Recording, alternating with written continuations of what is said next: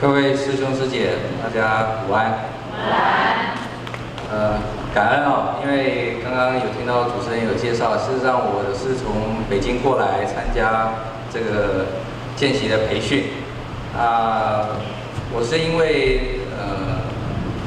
从3月参加见习的培训到现在，刚好6月份要在台湾，所以我就不希望能够继续参加，所以透过北京的师兄，让我能够到松山区跟各位一起精进一日。那事实上我今天早上6点50分就到这边了，因为在北京我们是培训跟见习都一起培训，所以我早上也非常有因缘，也听到了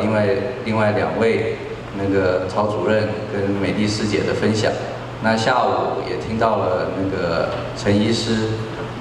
还有这个苏竹师姐，还有刚刚那个谢师姐她的这个很好的素食的这样的分享，所以我觉得法喜充满。那这次给我印象比较深刻的就是说，第一个我们松山区的这个委员非常的让我敬佩。我们北京那么大，可能我们所有参加的也大概就100多位。那所以我觉得非常有人性，跟大家有这个因缘见面。第二个就是以前我们大部分也是有培训，但是可能是场地的问题或者是远程连线。今天能够听到很多，尤其像刚刚苏竹师姐跟早上美丽师姐，就是一个很好的见证，本身就是一个活生生的例子。从一位是她自己像刚刚苏竹师姐，她本身能够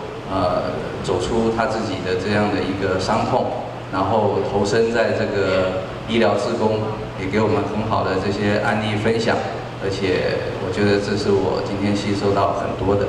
那早上的那个美丽师姐呢，她原来也是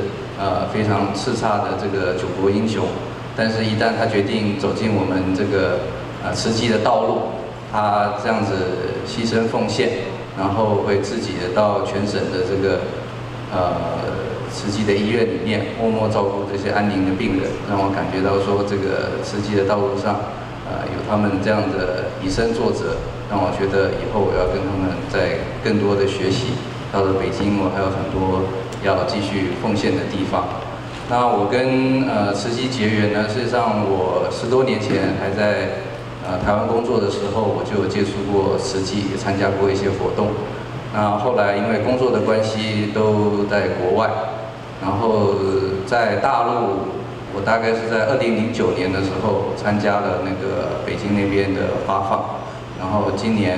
的话已经参加过4次了，今年就算是第5年。那也是因为因缘的关系，有一天这个很资深的师姐说，我们北京真的很需要人尤其是师兄。然后我看你也这么有心，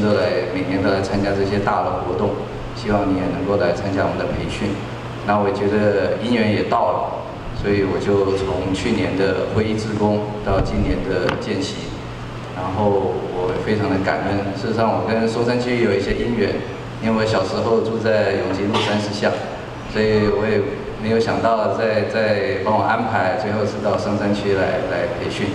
所以最后还是感恩，希望在未来行善的道路上，我们能够一起知福惜福再造福。然后最后就是我还是